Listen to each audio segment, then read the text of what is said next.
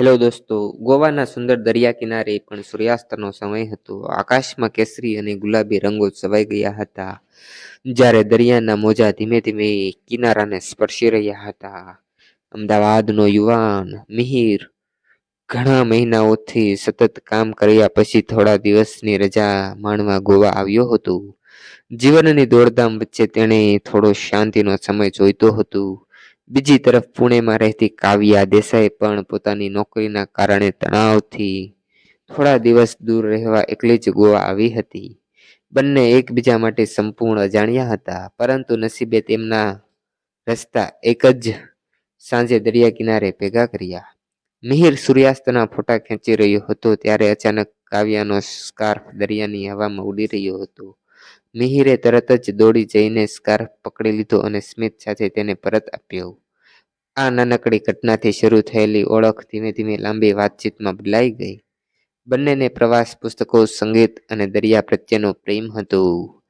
બીજા દિવસે તેઓ ફરી એ જ દરિયા કિનારે મળ્યા.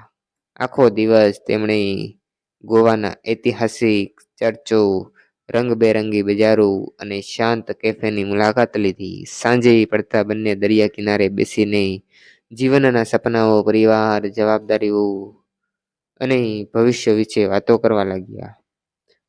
બંનેને સમજાયું કે સાચી મિત્રતા માટે વર્ષો નહીં, પરંતુ નિખાલસતા પૂરતી હોય છે. દિવસો પસાર થતા તેમની વચ્ચે વિશ્વાસ અને સન્માનનો સંબંધ વધુ મજબૂત બન્યો. રજા પૂરી થવાનો દિવસ આવ્યો ત્યારે બંનેએ વિદાય લેવી ખૂબ જ મુશ્કેલ લાગી. મિહિરે કહ્યું, હું ગોવા માત્ર ફરવા જ આવ્યો હતો, પરંતુ અહીંથી જીવનની સૌથી સુંદર યાદ લઈને જઈ રહ્યો છું. કાવ્યએ સ્મિત સાથે જવાબ આપ્યો, ક્યારેક અજાણી મુલાકાત આખું જીવન બદલી નાખે છે. બંનેએ સંપર્કમાં રહેવાનું નક્કી કર્યું. સમય જતાં તેમની મિત્રતા પ્રેમમાં બદલાઈ ગઈ.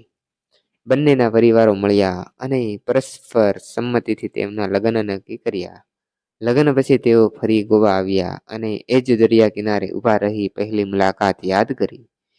મિહિર કાવ્યાનો હાથ પકડીને કહ્યું, આ મોજા દરરોજ કિનારે આવે છે, પરંતુ મારા જીવનમાં તું માત્ર એક જ વાર આવી અને હંમેશા માટે રહી ગઈ.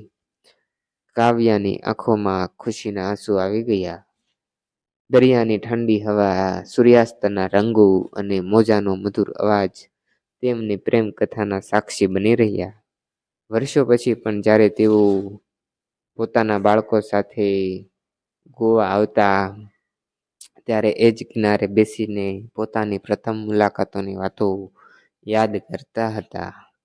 બંને માનતા હતા કે સાચો પ્રેમ કોઈ આયોજનથી નહીં, પરંતુ એક નાનકડા સંયોગથી ઊભો થાય છે. વિશ્વાસ, સન્માન, સમજણ અને એકબીજાના સુખમાં પોતાનું સુખ શોધવાની ભાવના જ કોઈ પણ સંબંધને જીવનભર મજબૂત રાખે છે. તેમની કથા એ વાતનો સુંદર પુરાવો બની કે કેટલાક મુલાકાતો તો માત્ર યાદ નથી બનતી, પરંતુ આખા જીવનની સૌથી સુંદર સફરની શરૂઆત બની જાય છે. દોસ્તો, તમને અમારા વિડીયો ગમતા હોય તો તમે અમારી ચેનલને લાઈક કરો, શેર કરો અને સબસ્ક્રાઈબ કરો. Thank you.